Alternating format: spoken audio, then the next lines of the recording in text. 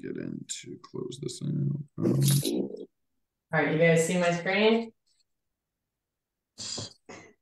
Looks good to me. Sweet. All right, we're cooking with fire. It's one of those nights. Thank you guys for joining us as the people are trickling in. How many people we got now, Lee? What do you think? I've got 10 people here, and we're also live on Facebook, so I think we can probably start kicking it off. Yeah, I want to say thanks to everybody who has joined us here so far. Really excited about this month's edition of the Make It Happen Multifamily webinar series, where we have a special guest speaker, Kevin Gardner. Kevin Gardner has helped us in our multifamily investing business with providing us with his amazing services multiple times before in the past and into the future. So if you're an investor who is here to learn about, how we operate our properties, how we increase the value of our properties, and the, thousands of levers or hundreds of levers that we pull in order to be able to decrease expenses and increase overall gross income, you're in the right spot. Because Kevin adds huge amounts of value to our multifamily businesses by negotiating contracts with the cable company. So fun fact, the cable company will, as an owner of a large scale apartment complex, pay you a commission to the owners, allowing them to earn a profit off of the services that the tenants themselves are paying. So the tenants pay their utility fees, and then we earn a small commission off of that as residual income. So that's what we're going to learn about today. And yeah, this is an immersive environment.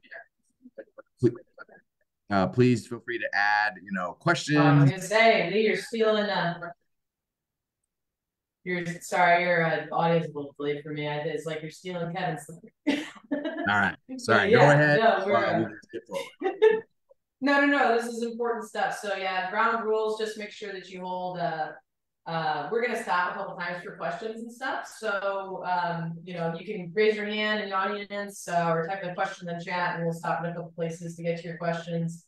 And real quick before we jump into Kevin, who are we? Lee already talked about it a little bit, but we're Green Forest Capital. That's Lee and my company. We are a real estate investment firm that we got published this week too. And all we do is 506B and 506C syndications, real estate syndications of large scale apartment complexes. And we're the founders of the Make It Happen Multifamily Education and Networking Group. And we host these webinars every month. We've got a YouTube channel where we put the recordings. So if this is your first time coming to one of these, definitely check out the YouTube channel and see what other content we've done. And then if you're in the St. Louis area, definitely check out our tours and pours. They're live events where we tour multifamily properties with the owners and we learn from them. And it's great networking. It's a great experience all around. So that's who we are. And next, we're going to talk about Kevin. Thanks for coming tonight, Kevin. Really appreciate it. Yeah, tell us about yourself. Thank you. Thank you. No, like Lee said, we've done business for a few years now, Lee, and we've been able to help you with a few properties. I am the president of Multifamily Utility Solutions. I've worked for Fortune 500 companies, as well as startups. So I've got a good understanding of, when you have no resources available and you're trying to do everything yourself. So I can appreciate that business model. And I can also appreciate the business model when you have every resource available at your disposal. So the Fortune 500 company I worked for was Comcast. So that's how I got to understand this segment of the business. I used to be on the other side of the negotiating table. So I bring all those secrets over, and now we work exclusively with property owners and their management companies. So we Yeah, just, I'd say that's very relevant experience to have if you're going to be negotiating cable contracts with having worked for the man himself that over at Comcast.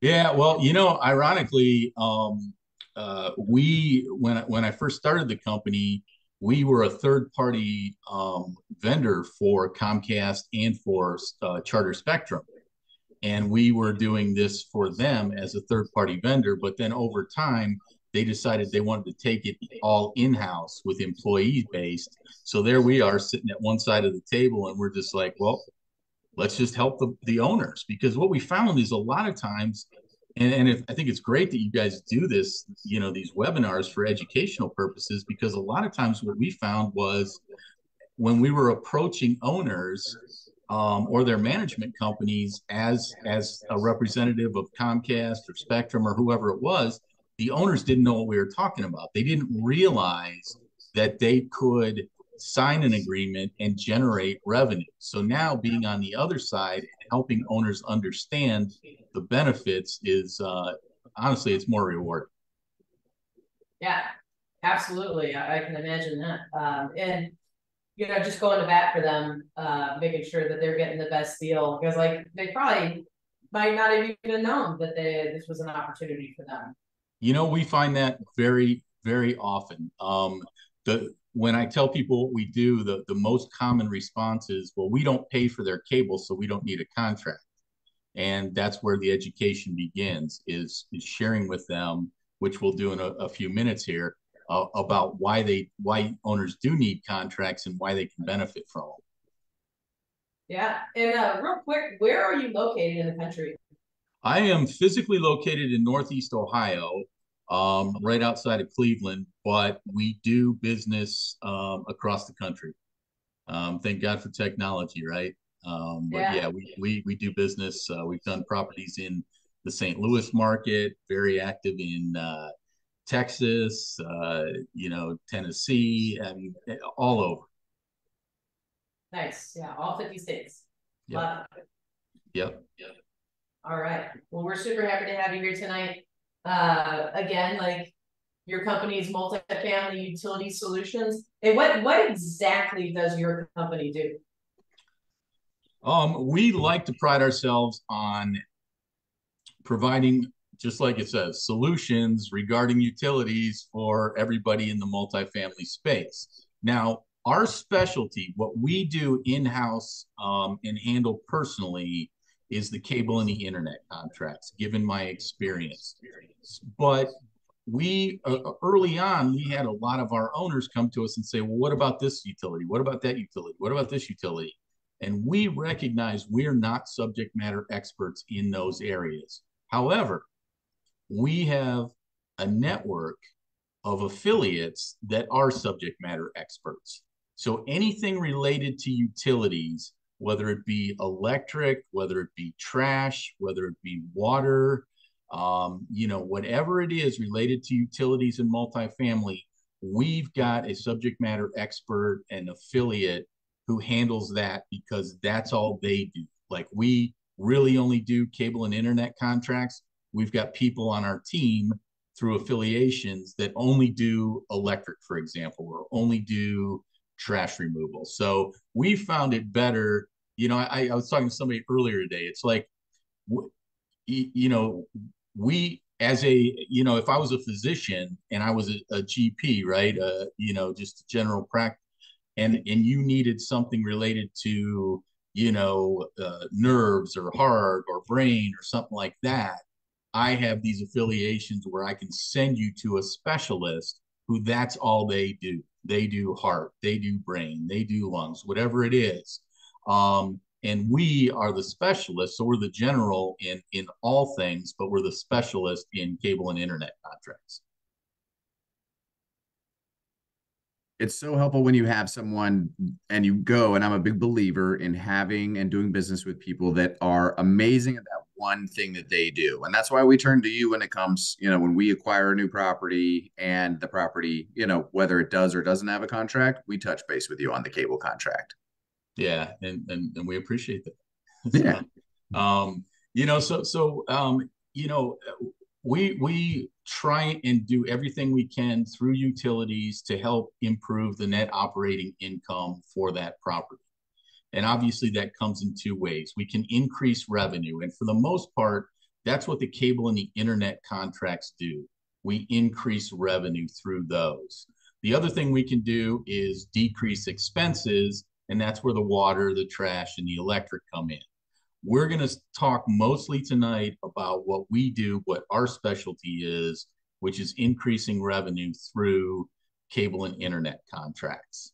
And this is kind of how this answers the question for most people about, well, how does that work, right?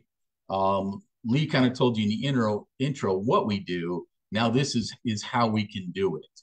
And what a lot of people don't realize is when a cable company, let's say we'll use St. Louis as an example, and we'll say Spectrum, right? So Spectrum gets a franchise to operate, a non-exclusive franchise to operate in the city of St. Louis.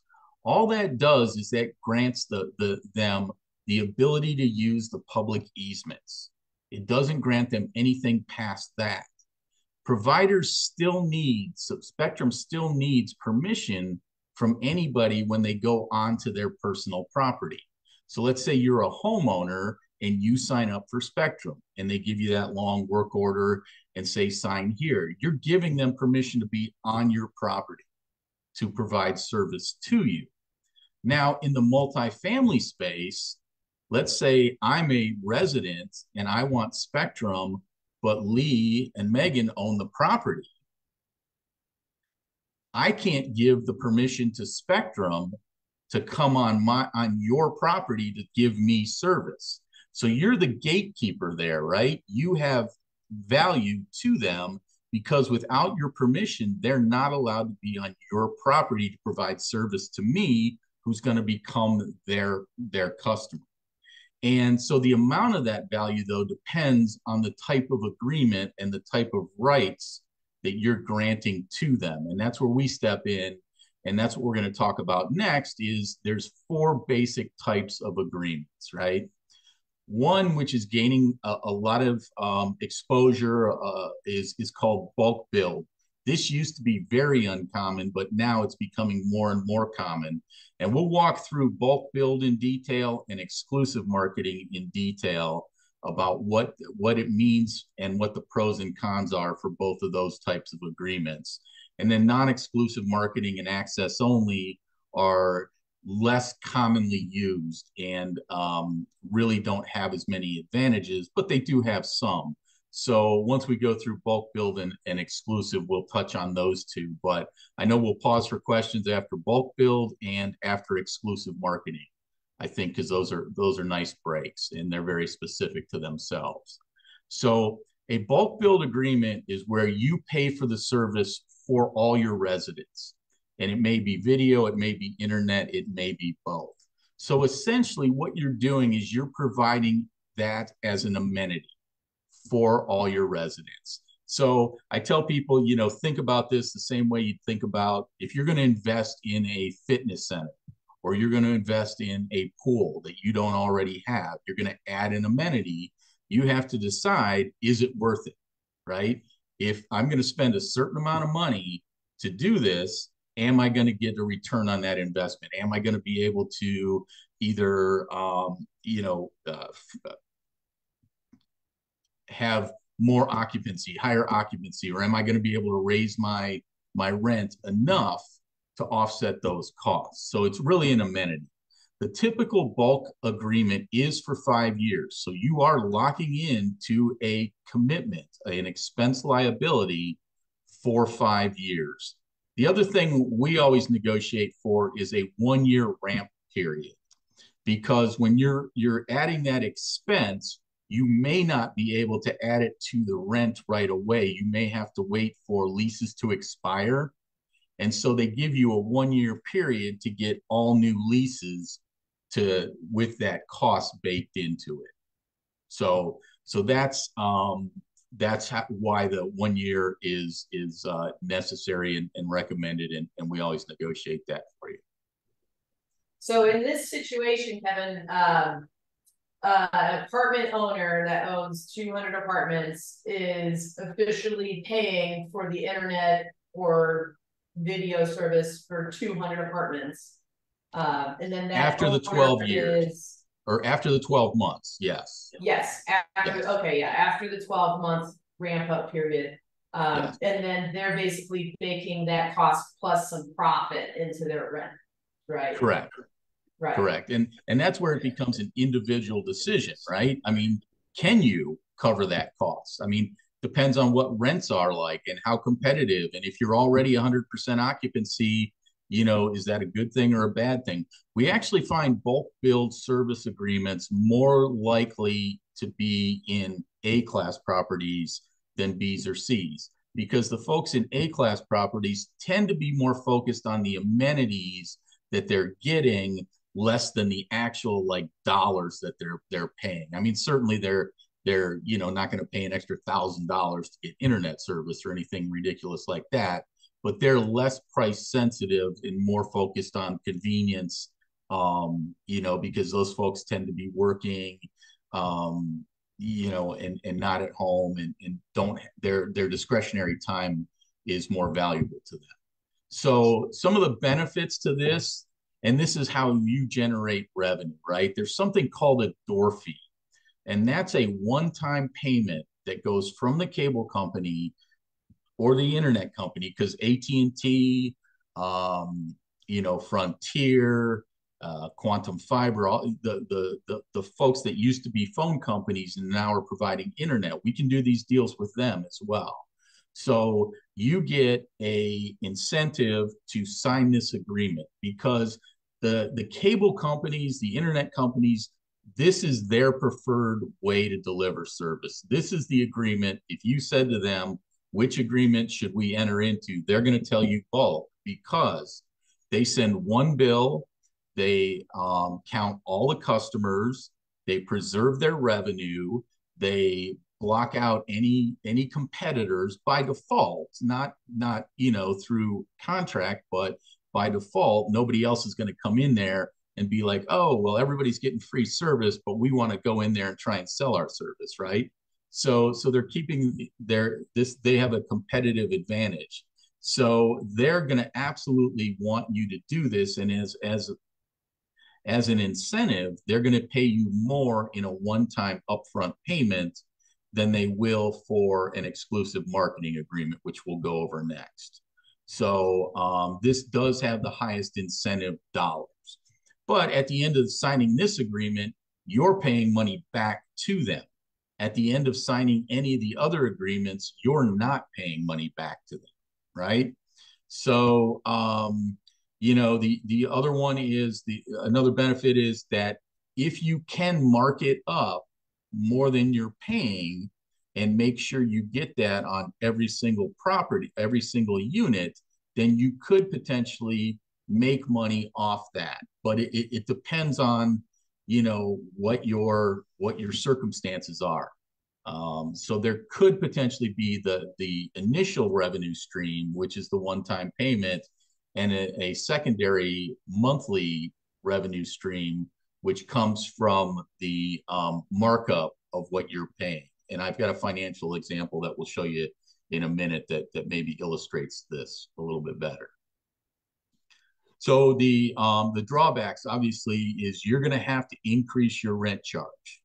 Granted, you're giving them an amenity, but in some markets where it's highly competitive or depending on the class of property, that may or may not go over well.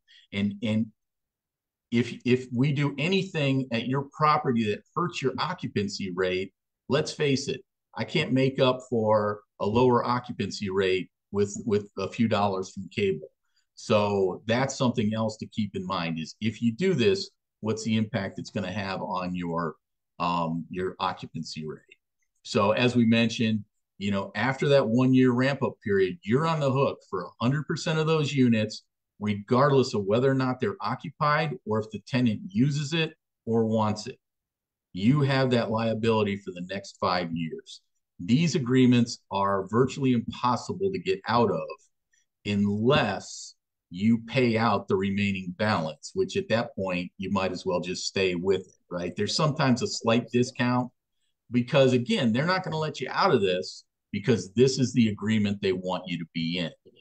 Whereas Right. if you're in one of the other three agreements and you want to go to bulk, they'll trip over themselves to get you a bulk agreement that voids the previous agreement because this is what they want.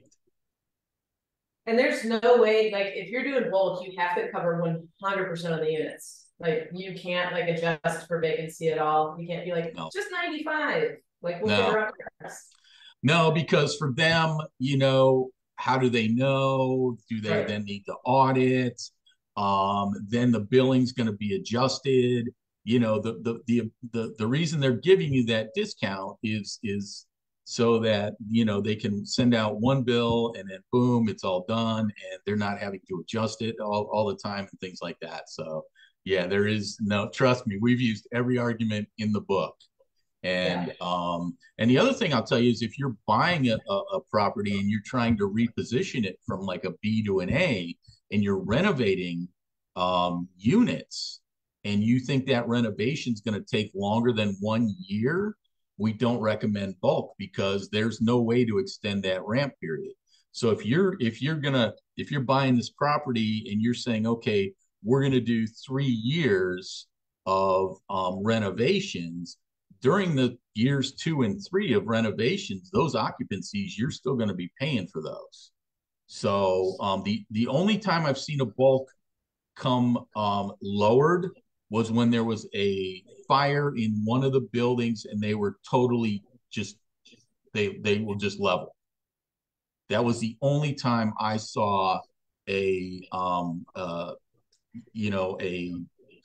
adjustment made for a bulk build service. Yeah, that makes sense. Yeah, and for the type of investment that Lee and I do, we do value add syndications. So, and we typically only hold for about 5 years of the 7. Mm-hmm. So the bulk plan isn't something that we would necessarily ever take advantage of because, when we are doing our renovations, we are experiencing dips in our occupancy. It's expected. We plan for it. Okay. And that's definitely not something that we would be able to really take advantage of in the business plan that we do. But like you were saying, like an A-class property that's owned by, a REIT or a, large investment fund and they're going to own it for a long time, like, and just keep it max occupancy, like all day. It could make a lot of sense, right? Yeah. And the other thing that you mentioned is you're going to want to sell these often, like 5 years or something like that. If you want to sell it off in 5 years and a potential buyer is anti-bulk, then it could be a red flag for them and a negative. If Yeah. they're pro bulk and you have an exclusive marketing agreement, then they can look at that as an additional opportunity to generate revenue if they're pro bulk, right? So you are locked in. The other thing that, and this is why most of the bulk goes for A-class properties, is there's something called the Affordable Connectivity Program, which is a government subsidy for anybody that's on like SSI or Medicare or Medicare, any of those, they can apply and get a $30 credit towards their broadband. Okay. But only if they're paying directly for their broadband. So when you bring in lower B's and C class properties, you're going to have people that are getting this $30 credit. Well, they can't get that credit if internet is provided as part of their rent. So in some cases, not only may they be getting an increase in their rent, but they're losing the subsidy. And that's another thing to take into account why a bulk wouldn't be good if you have a lot of or a significant percentage of your residents would qualify for the ACP program. So that's another thing a lot of people don't think about or aren't aware of, I guess, and that the cable and the internet companies a lot of times don't bring that out because again, they want you to have bulk.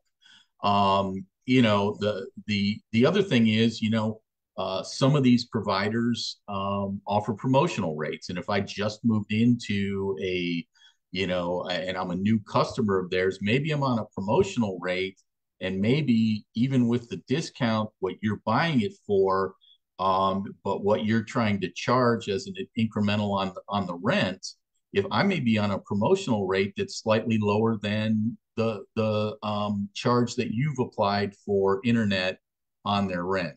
So you got to really understand the clientele and dig in before you just jump at oh, I can mark it up and make money on these, because it may have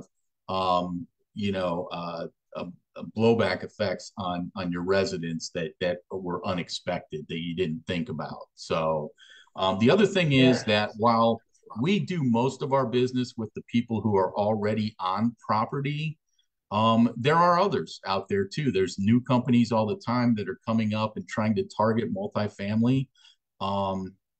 If you bring a new provider on, there is going to be some disruption because they have to do wiring, and depending on how they do it and the types of buildings and things like that, it could be disruptive for you and residents. It's another thing to manage.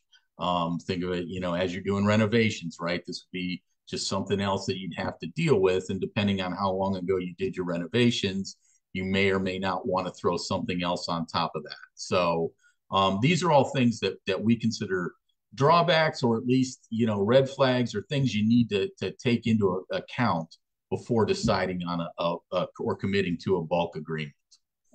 Yeah, it sounds like you kind of have to underwrite the utility providers in your area and, really understand utility pricing before you try to take a gamble on marking up that service. Yeah, and I'm jumping way ahead here, but we do a free assessment for all potential clients with every property, and we do our homework and we present the different options, the pros and cons. We run the numbers so you can see this is conceptually what it looks like, but we can gather numbers and put them in front of you and help you make the decision that's right for that property. Because if you tell me, oh, I've got a 100-unit property, that's not enough information to make a decision, right? That'd be like me trying to sell you a 100-unit property. Oh, I've got a 100-unit property, and I know you spent 100, for your last 100-unit property, you spent this amount of money, so you should pay me the same for this 100-unit property. No, you're going to do your due diligence. You're going to dig in. You're going to want to understand what's it mean for this property, not what's it mean for another property. And that's what we help do with our free assessment process. Is we look at the individual property, your goals as an investor, and then we help you make the decision what's going to be best for that property, not any property, but that property. That's awesome. Yeah, absolutely. Each individual property has its own business plan, and cable contracts should be part of that. Yeah. And it's one of those things, right? It's one of those, it's not huge money, right? It's not gonna, but if you combine it, and depending on the cap rate and the increase in asset value could be significant. Last year, we generated an incremental $4 million for our clients in net operating income. Apply a reasonable cap rate to that, and the asset value increase is fairly significant. At least in my checking account, it would be, right. I mean, that would be a fairly significant bump. I would notice that, right? So, it would be like, oh yeah, okay. There's, I would notice that, and so we try and be one of those value adds, and we try and do that with all utilities because every little bit helps. When I worked for Comcast, so we were traveling one time, and the president of the company was there. And he actually asked for a senior discount because he was when we were checking into a hotel. And I was standing next to the CFO at the time, and the CFO leans over to me and says, "That's a great example because $1 million is $1 million $1 bills, right? So if you want to get that million, you got to take care of the stuff along the way. Now that was a while ago, so maybe the new phrase should be $10 million is 10 million $1 bills, because a million's not what it used to be. But and that was something that stuck with me for quite a while. Is if you're, every little bit helps, especially when you're talking about increasing the asset value. Yeah. Oh, it definitely does. It's huge. Yeah. Yeah. Do we have any questions from the audience so far before we move on to the next type of utility contract? Anyone? Yeah. I've seen just a quick comment. I actually toured a property today. The reason why I have a hotel room in my background is because I'm, out in the field touring properties to potentially acquire. And I toured a property today that had a bulk plan on it. And they were folding the cable bill into the rent, but their rent was still below market. And their communication to me, this mom and pop owner operator, was that the tenants didn't like it when we advertised the rent to be $600 a month, and then $40 for internet and $30 for water and $25 for parking or whatever. But the thing is, they were leaving so much money on the table because their rents were already $100 below market across the board, and they were including internet in the fees. And now they've locked that property into this contract for the next, however, total of 5 years, or 6 technically, to which we can't get out of it. So we have to be able to then approach the business model of rebranding the marketing of the property, bringing rents to market, and then adding on the utility expenses on top of that in order to maximize it. I think they just were, they're a standard mom and pop. So there are some drawbacks, but drawbacks and other people's problems can become our opportunities. So yeah, and Lee, one thing you could do is you could require them as a condition of sale to pay for and get out of that bulk agreement. mm-hmm. It may, it could backfire, but if it's under their umbrella and then you come in and you're, well, we're focused on these other things because we realize not everybody wants internet. You want to get it from whatever provider you want and things like that. You could make it a condition of the sale. You got to get out of that. You got to buy it out. You got to figure it out. And earlier I said I've never seen a bulk agreement be terminated. That actually has worked once or twice, where a owner has said, I'm trying to sell my property. The new owner doesn't want bulk. Help me get out of this. And they had to pay a penalty, but they didn't have to pay out the agreement. So it did happen. I forgot about those 2 instances where it actually did, because they didn't want to stand in the way of that agreement. Now they had to replace it with an exclusive marketing agreement so they could still be on property, but that's okay because that's what we wanted in most cases anyhow. So sorry, I just wanted to throw that out there as a thought. And that's a perfect segue, as a matter of fact, because that's what we're talking about next. Exclusive marketing agreements. So all this does is this gives you're exclusively marketing one provider over another. This does not prevent other properties or other providers from being on property. In some markets, we have exclusive marketing with Spectrum, and then AT&T is allowed on the property to offer their services as well. We just can't do anything to promote them in any way. When somebody new moves in, you're talking to them about Spectrum. You're giving them the flyer from Spectrum. You have a pool party if it's a larger property, and you're inviting some of your vendors. You're inviting Spectrum and not allowing AT&T. If you're allowed door hangers, you're allowing only those things that you can control are the things that you have to do exclusively and at no cost to you, though. You give out flyers, they provide them. You do door hangers, they provide them. Things like that. You do point of purchase displays in your office, they're provided by them. Certainly you can try and generate some interest and do some other things, but they will be the ones to provide those materials. So there's no cost to you related to exclusive marketing agreements. And the way that you get paid on this one is every time the tenant that signs up with that company pays their utility bill, you get a check in the mail every month, right? Not every time. So the way I think it's on the next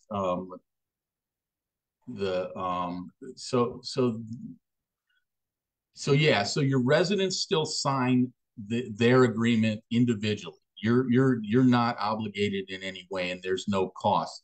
Now, the other thing is these are typically longer and they are 10 years as opposed to 5+1.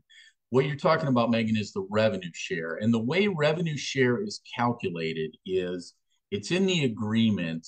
There's usually a percentage for the video revenue and a separate percentage for the internet revenue from all the, using the 200 unit property that you were talking about earlier.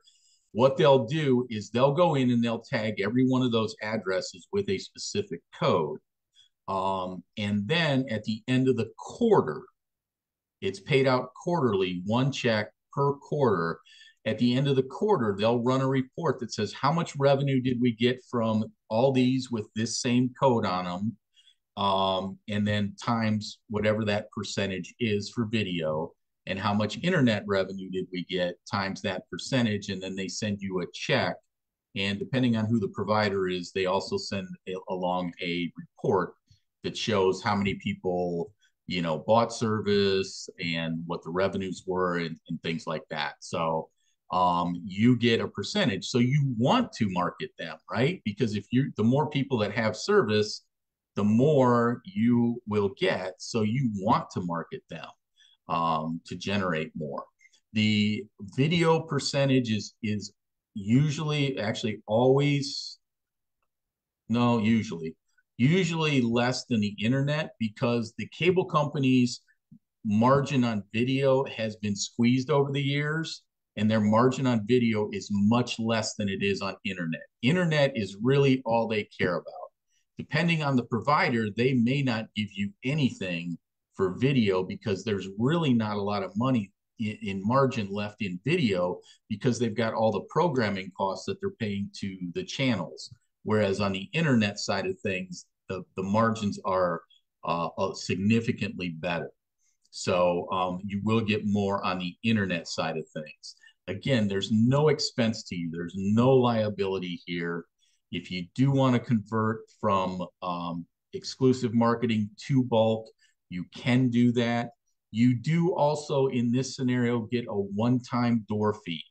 It is typically less, but only slightly less than the incentive to go into bulk. We still get a significant amount of money for entering into this agreement. And Kevin, don't mean to interrupt you, but what does this, let's think about it from the tenant standpoint. Does this increase the tenant's cable or internet bill by, by adding these, these contracts in place? No, it actually, no, this is totally transparent to them. They would, you could sign this agreement and they would have no idea that you signed it, because there's no implications for them. They don't pass through the fee. They don't pass through the revenue share dollars. They don't put another tax on the residents or anything like that. So it's totally transparent to them.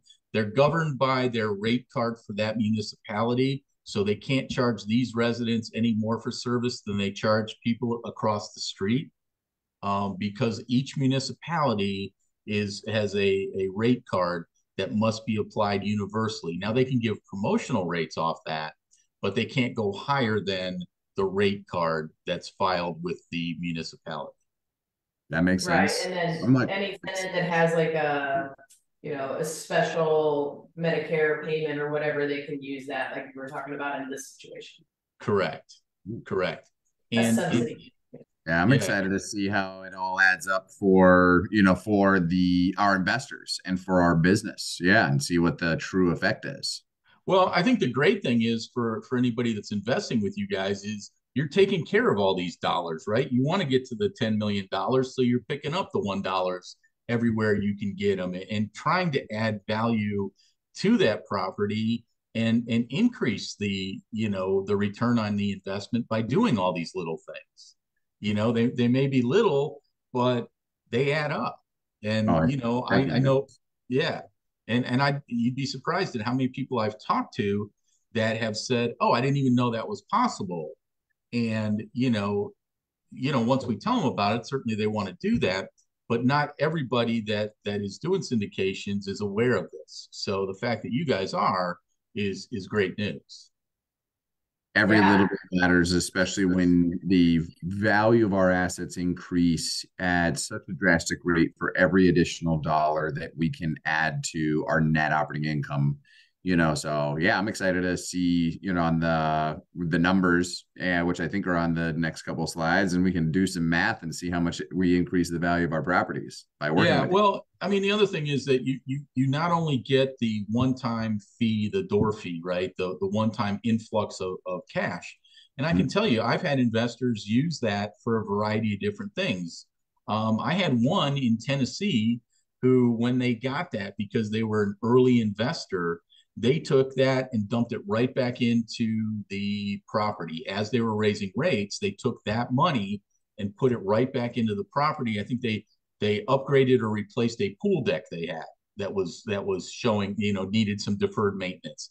Well, they jumped in and spent that money and recommitted it back to, and then now they just get the quarterly ongoing revenue share payments, which helps your ongoing cash flow, but you also get the one-time bump, which is it's great as well.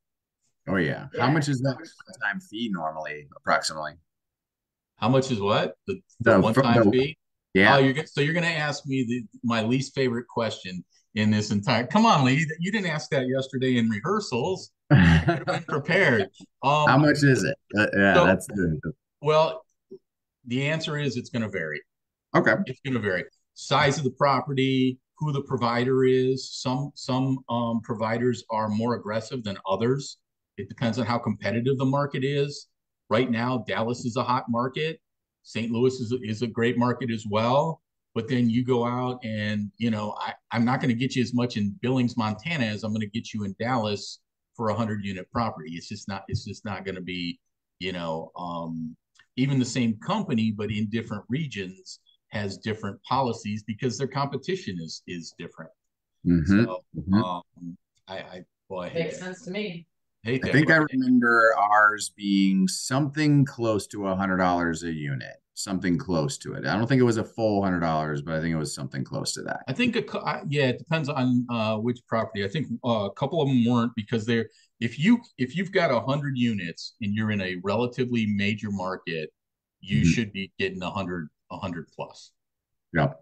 Yeah, and I think we chose to turn around and buy light fixtures for that. When we did a contract on the 38 unit that we owned. The first Right. one we did, we used that money to buy light fixtures and mailboxes for every single unit. And that's what we spent the money on, just like you were describing.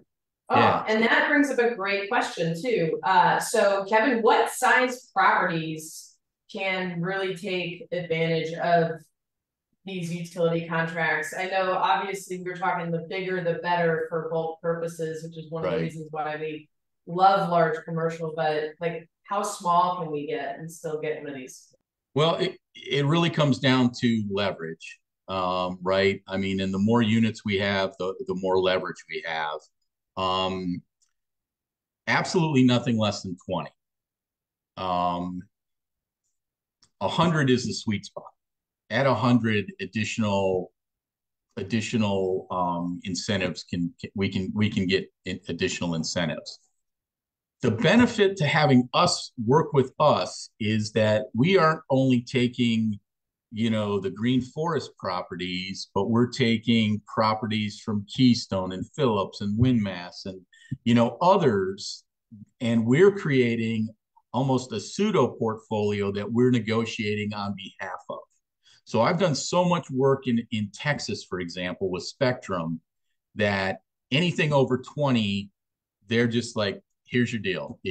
We know we don't know, because they don't actually know who's signing it, because it's all, every LLC is different, right? And you could have all your green forest, but you may have four different properties and four different signatories, right? So, and definitely four different LLCs. So, it really comes down to 20 or more. Let us look into it. And if it's in a market where we have a lot of other activity, we can do something with it. But in some markets and with some companies, they won't do anything unless it's 100 or more. But again, it just comes down to, the market conditions and who the players are in that market. And my last question before we continue on with exclusive marketing agreements is, how does Multifamily Utility Solutions get paid by helping the owners negotiate these contracts? I know you said these exclusive marketing agreements don't cost anything to the owner. Does working with your company cost anything to the owner? Well, it does, but only after you get paid. We work on a commission basis. We are 100% commission only. We receive no hourly pay. We receive no retainers. And if we don't generate revenue for you, we don't get paid a dime. So once you get paid, we get a percentage of that. So therefore, our goals are 100% aligned, right? We want to get you as much money as we possibly can, because we're getting a percentage of that. And the more we get you, the more we're going to get us. So that's how we want it, because we want there to never be a doubt that we're working as hard as we can for our clients, and that our goals are 100% aligned with yours. Love it. All right. Let's talk about some drawbacks to these exclusive agreements. The only real drawback is that you could potentially, the revenue share you get directly from them may be less than what you could make on the markup of those of your services, right? And if you want to go to the next slide, I think shows a financial example. So on a non-bulk exclusive marketing agreement, let's say the rent is $1,000 and internet service is $80, that the resident is paying $80 for their internet service. So the resident's coming out of pocket $1,080 each month. Now, only $1,000 of that is going to the owner, but there's no additional cost to you for doing that. So the owner is getting the $1,000 plus the revenue share, which is about $1.75 to $2 per month per unit. Not per paying unit, not per customer. This is just a straight per unit. We've taken all the properties that we manage, all of our clients, and we've come up with that number, because you don't know how many customers you have. But on average per unit, you're going to get another $1.75 to $2. So another $25 a year, $20 to $25 a year. But again, no cost, no liability in that scenario. On the bulk side of things, there's $1,000, if you're doing bulk service, and I got to tell you, my slide's a little cut off here because of our pictures, but yeah, I think it's 1060, right? All right, so if you're doing 1060 and you're including service, the resident is coming out of pocket 1060, and it's all going to you, but you may be paying 40 of that to the cable company, right? Now, this assumes 100% occupancy. So this doesn't take into account occupancy or who's not paying or anything like that. So in theory, you could make 1,020. So that would definitely be more, but you have to take into account the liability that you have, right? And the fact that not everybody wants it, and the fact that your rent just went up by $60. So, it comes down to in theory, in an ideal world, in a Class A property where it's 100% occupied and everybody there wants internet service, then the bulk is a better deal, because you make a $20, margin on it. But that assumes 100% occupancy. It assumes that everybody's wants the service. And let's face it, that's not reality. That's not reality. Yeah, that's the risk you take to get the reward. Yeah, but you got to Yeah, really know that your ducks are in a row. yeah, you're absolutely right, Megan. That's what it is. It's higher risk with potentially higher reward. So if you're a gambler, maybe you want to go bulk. If you're more conservative, maybe you want to go exclusive marketing. And definitely, if you're gonna try and sell within a less than 5 year period, 5 years or less, we always recommend exclusive marketing because you may be trying to sell a property to somebody that doesn't see the value in bulk. It's definitely, at the end of the day, a choice an owner would want to make based upon their individual business plan and the business plan of the property. We recently purchased 144 units in Atlanta last month. And so if I do the math and it's 144 times $1.75 per unit, that's an extra $252 per month times 12 months out of the year is $3,000. So at a six cap, that increases the value of the property by $50,000. Having this cable contract in place increases the value of the property by 50 grand. And that doesn't even take into account the door fee. Theoretically, if you were a gambling man, it could be as much as 10 times more than that. So theoretically, you could get it to a place where maybe you could increase the property by 500,000 or a couple hundred grand by going bulk and executing that properly and efficiently and profitably, or you can be almost guaranteed to increase the property by 50,000, have to do no work and no bill back to the tenants. So yeah, we'll probably try bulk at one point in the future, but like you said, only with more of like an A class property. And those were just numbers for illustration purposes. Of course. We would lock in, and our job is to present the options and educate the owners on the pros and cons of each different option so that they fully understand it and they can make the best decision for their property. We try not to push them one way or another. We want them to be satisfied because we want to build long-term relationships like we have with you, Lee, not go out there and get a deal done for a little bit more money to get a little bit more on deal A, because we don't want our relationship to stop with deal A. We want it to go forever. So our job is education above all else. Nice. That's awesome. So, non-exclusive marketing agreement is very similar to an exclusive marketing agreement. You got to market for that one company, but so the marketing rights, if you give them away exclusively, if you sign an exclusive, you can't give them to anybody else. You can't market anybody else. But if I give Megan non-exclusive marketing rights for ABC property, I can then give Lee also non-exclusive marketing rights because I'm promoting both of them, not just one of them.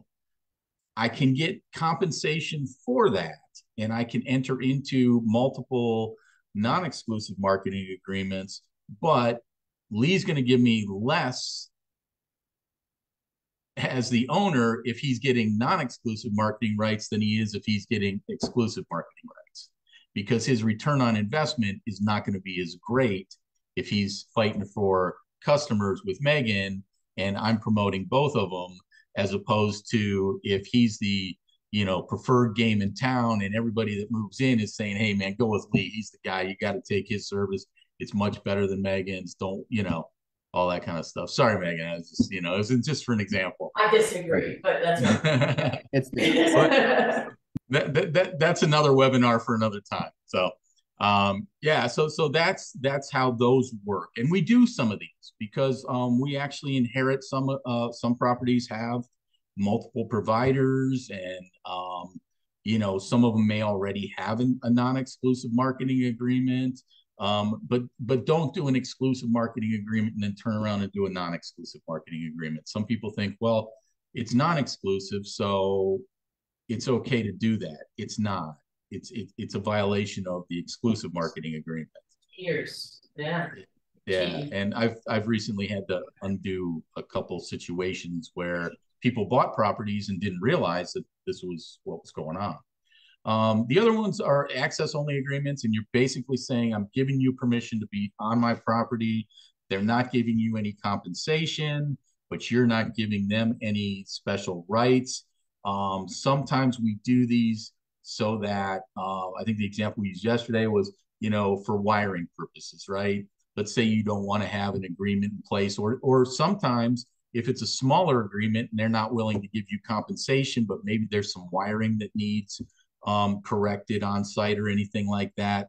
If they're not willing to give you compensation, you may want to do an access only agreement, because then maybe they'll come on site and help, clean up some wiring that's exposed and things like that.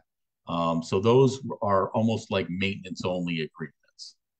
And that's really the 4 types of agreements that are available in this space. Now, this is what we talked about earlier, the free assessment we do. We have to treat every single one of these as, as their own individual property, which they are. So which agreement is best for you? I know we've touched on this. It depends on the market. Who are the providers in that market? What are the competitors offering? How competitive is the market? What's your investment goal? Are you long-term hold or are you short-term reposition? Are you trying to create generational wealth, or are you, in to add value and move on? And then the class of the property impacts it as well. So those are all things we want to find out at the very beginning of the process. And then from that, we will turn around and give you a free assessment of your options. Now, up until that point, you haven't earned dime one yet. So we're still doing all this free. You're not paying us to do any of this. This is truly a free assessment.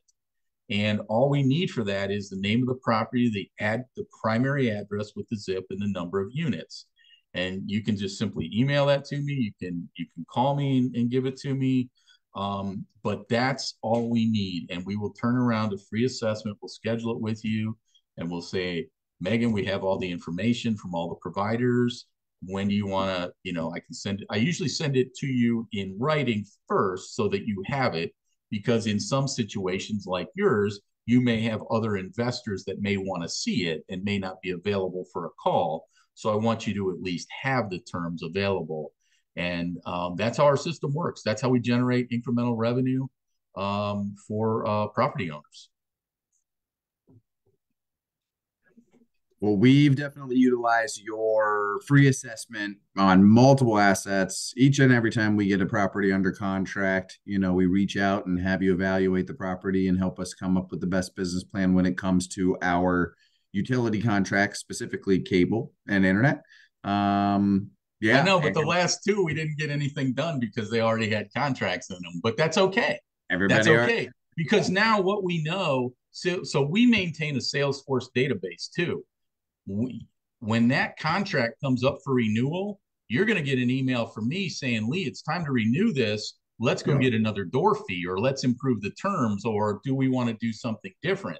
So that's still valuable. It's not valuable short term, but it's definitely valuable long term, because every month I get a report of these are the properties across our entire client base that are entering the renewal window. Let's work on those.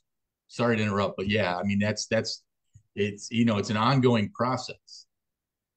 That's why I want to stress the fact that we believe in working with someone who is a true expert in their field, whether it's utility contracts or legal or landscaping or contracting or maintenance or, whatever the case might be. We work with true experts in their field, and Kevin, you are one for utility contracts, and we lean on you for your services, and it's been hugely valuable, because I'm never going to remember to, or I can't be relied upon to add a calendar appointment to remind myself to then call the cable company and renegotiate a contract and do all of that. That's what you're here for, is to do what you do best for us for us as a fiduciary for our investors. And let me add to that too, Lee. So even once we have a client relationship, we will help you with all your properties, regardless of whether or not we did the agreement or not. We're not going to sit there and say, oh, we didn't do that agreement for you, Lee. That's on you. We're your cable and internet partner. And so like those two that you just got, right? Those two that we didn't have the opportunity to do, we inherited an agreement. If Yep. you need any help with that, like I think on one we helped or are helping make sure that the revenue share gets transferred from the old owner to you so that the checks aren't continuing to be. I can't tell you how many times I've walked into a situation and they've had an agreement and they're like, yeah, we're supposed to get revenue share, but we're not. And it's been like 2 years, right? And the checks Yep. keep going to the old owner and the owner just keeps, cashing them. They Of didn't course. do it. So we step in for you on anything once you're a client of ours. And thanks, Megan, for throwing this up as well. There are ways to decrease utility expenses as well. There are certain markets that are deregulated for electric and gas. We've got a broker that manages those. There's smart apartment systems for increases in efficiency. Instead of changing locks every time somebody moves out, you can use those for like like you do at hotels and things like that. So you're not you're becoming more efficient, not spending as much money. Trash removal and recycling agreements can constantly be looked at. And then water conservation. Obviously, the common ones are low flow products and sub metering, but there's also a valve, an advanced valve technology that actually cuts down on water. Well, I want to say water consumption, but I'm going to say bad water consumption, right? It's called Flow Saver Valve. On our website, there's a link to it because it's under resources. It takes out what a lot of people didn't realize, and I didn't realize until I heard this from these guys. There's a certain amount of air and gas that's in the water, right? It's waste. It's absolute waste.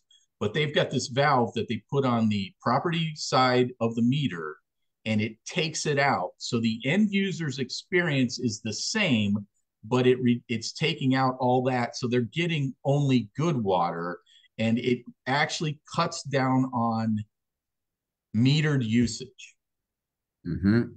Yep. Okay. Because the meter's measuring not only the amount of flow of water, but also gas in the pipe. Right. So Yep. so that's just another way, and it's only come through networking and talking to these guys. I've got we've got 6 to 8 clients in the evaluation process for the flow saver valve currently, and they say that you save as much as 15%. Yeah, no, we actually have a property in Fayetteville that I'd love to have you give us an evaluation on because we are actually replacing the main shutoff valves for each individual building anyways. So this could be Okay. literally just while we're doing that, we add on one other product, to, Yeah. do the flow saver valve, Yep. and help us reduce our overall water bill. That'd be huge. Yep. Yeah. And so these are the companies that we associate with. I forgot tower leases. That sometimes that's very selective. People want to do that, but it really depends on the market and the how tall the buildings are and things like that. But all these are opportunities. Not all of these are opportunities at every property, but all these are opportunities within the multifamily space. Yeah, that's awesome. And yeah, I've had the tower folks call. They want to put like an antenna on top of our building and pay like $9 a month to rent it, put it there. And then at the end of it, they're like, oh, never mind, your building won't work. Yeah, and they have to do all this they got to go and figure out where is it, how many other antennas do they have around, and all that kind of stuff.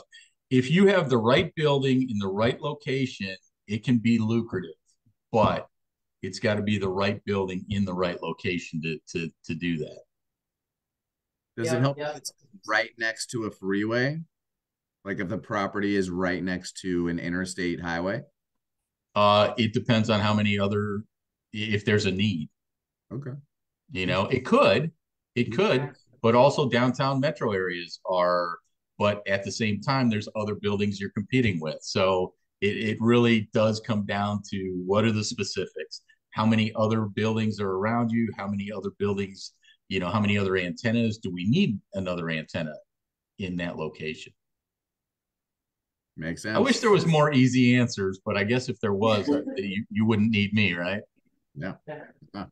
That's the name of the game. There you go. Well, this has been wonderful, Kevin, and I want to thank you again for giving us your time tonight. We know we're a little over, but we also started about 15 minutes late. But any of you, if you want to get a hold of Kevin after this, please use the QR code or just take a picture of his contact information on there. Highly recommend just give him a call anytime that you have a property 20 doors or more. Might as well get him in the database and then see, even if it doesn't work out, he's going to help you make sure that you take advantage whenever the time comes. So, yeah.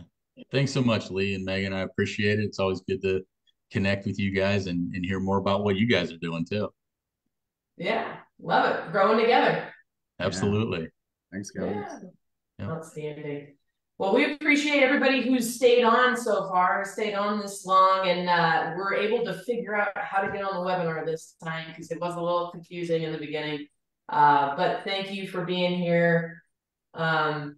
We just close out with the same few slides, just explaining a little bit about syndication and what Lee and I do, and yet explaining that, like, hey, if you don't have the time to talk to Kevin and meet other service providers who will handle, your large scale 100 plus door acquisition, or even a single family house acquisition, you can still invest in real estate. And that's what we do.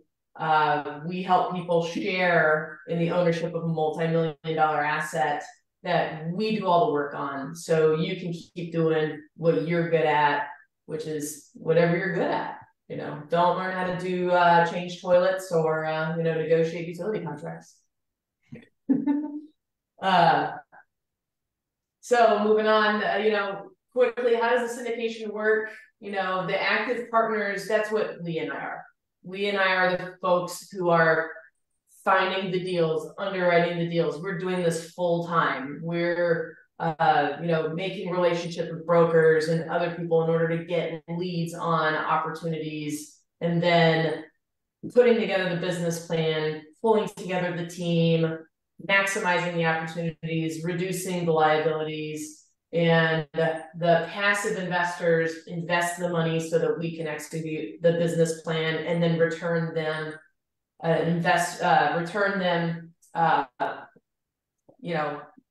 cash flow on that investment opportunity. And our investors are, as you can see in this photo, owners of the property. They are real estate owners. They get to take advantage of all the benefits of owning real estate, which there's a lot of them. First of all, you get cash flow, and an investor in a syndication gets a preferred return. So before the active partners like Lee and I can make $1 on the deal, we have to get you a minimum percentage of a return on your investment in that deal. Typically on our deals, it's 8% or more. So, you're going to make 8% on your dollar before Lee and I get paid any cash flow from that same property. And we pay out quarterly on our investments. So also, our owners and limited partners get to share in the appreciation when we value add to we execute our value add business plan. We are literally doing that, and the value of the property is increasing. So when we sell for profit, and our investors take a piece of that profit based off of their ownership percentage. And then, Lee, you want to explain tax savings? So we utilize accelerated depreciation in order to front load and maximize the amount of depreciation that our investors get to take in the first few years of ownership. That usually results in a large depreciable event in the year of purchase, and then ongoing depreciation that reduces the taxable income that you have from the cash flows from the property. So imagine earning an income via cash flows from the property and having the depreciation associated with that asset being to a level that reduces that down to theoretically zero. So you earn your cash flow income, but you are taxed based on zero income. So that's the benefit and beautiful benefit of investing into real estate is you get to utilize depreciation. And in this type of multifamily investing and utilizing the way that we approach it, it actually can be even more beneficial than if you were to go to buy a single family house on your own. And then separately, we have, you have the ability to focus on doing what you do best. Go do what you do best to earn the highest amount of gross potential income and then invest it into whatever you feel comfortable with. A well-diversified portfolio always includes real estate, and you can invest in real estate this way without being responsible for all of the risks and issues in being a landlord and owning real estate. So all the benefits with limited downside or risks in comparison. Yes, and you can sleep soundly at night knowing that you're never going to be responsible for someone else's toilet overflow. And you're working with true professionals in the industry that this is all they do for a living as well.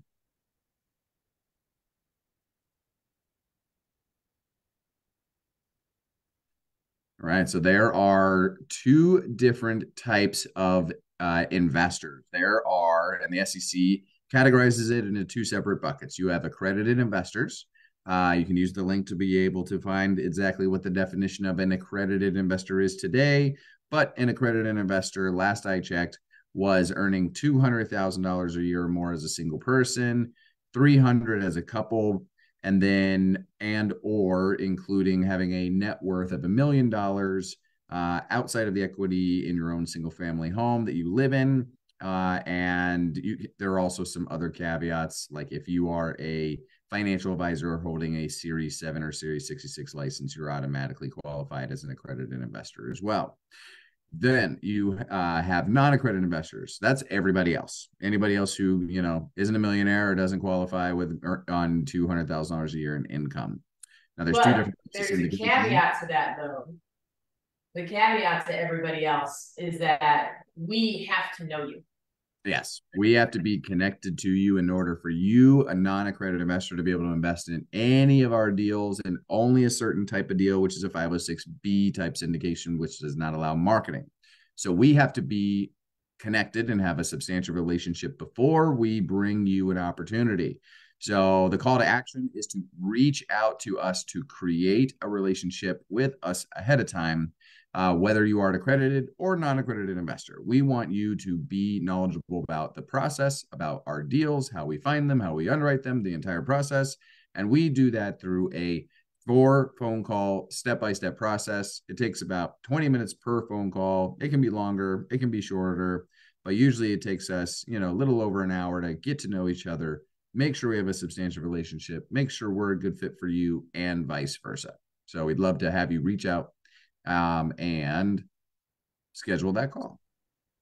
Yes. And, sometimes our deals start as 506Bs where we're not marketing them publicly. And you're only going to find out about them if we have a substantial relationship, because we're going to directly send you information, and no one else, it's never going to be on Facebook or LinkedIn or anything like that. So whether you're 506C or accredited or not accredited, you want to be able to be the first one to invest in these deals before they fill up, because they are first come, first served. Then, get in touch, let us know. And here's how you get in touch with us. You can schedule a 15-minute intro call with Lee, scan the QR code, get his contact information, send us an email, or visit our website whenever you're ready. Yes. Once again, we prefer to have a connected, substantial relationship with all of our investors, whether you're accredited or non-accredited. We want you to feel comfortable with the process and the team involved in the deal and the types of deals that we go after, and give you our track record ahead of time, because then you can feel comfortable about who you're working with. And then you'll be able to take action quickly on a future opportunity. We had several investors who missed out on the ability to invest in our most recent closing in Atlanta because of various reasons. And I would say the number one reason was that they weren't prepared. They weren't ready to jump and they needed more time. that was required, whether that be to put together self-directed IRA or whatever the case might be, but they weren't ready, and they ended up being they were, they're going to have to wait for the next one. So they weren't able to invest in this deal. The deal filled up before all investors were able to invest. So, and love to get to know you at the end of the day, either way. So if you can help you and start your investing journey passively, would love to have that conversation with you at a time that works best for your schedule. Yes, our slogan is that we bring value to everyone we work with. And, that's our service providers, our investors, our residents, everyone that we work with. So we'd love to work together with you guys in that too. So thank you all for hanging in with us. We really appreciate it. Again, tune in for next month's. Lee, do you remember what next month's topic is? We are going to be talking about investor portals with the CEO, owner, founder of the investor portal system that we use called Cash Flow Portal. So Cash Flow Portal is our portal that we utilize for raising capital and communicating with all of our investors. It's basically the thing that it's the gear that keeps the engine running on the investor relations side of our business. They're an amazing tool, a great way to be able to communicate with our investors. It is, I don't have it in my calendar. It's the second Tuesday of every month. So it'll be on January 9th. So January 9th, tune into the investor webinar this time next month on the 9th of January. And you'll get to learn about how we utilize the most forward-facing technology in the industry in order to be able to make sure that we are providing the largest amount of value to our investors humanly possible. And this is how you continue to grow and learn and be comfortable with this investing process, is by learning about how it gets done, soup to nuts. And that's our goal. Yep. Absolutely. So thank you all again. If you want to see a recording of this, again, find our YouTube channel. Just go into YouTube and search Lee Fjord or Make It Happen Multifamily, and you'll find us there. So be sure to subscribe as well to receive new updated videos, because we don't just do webinar repostings. We also have all of our tours and pours and other educational content there at Make It Happen Multifamily YouTube channel. Yep. There it is. All right, everybody. Thank you so much. Thank you again, Kevin. And thanks, Kevin. We'll see you next month. Bye, everyone. Bye.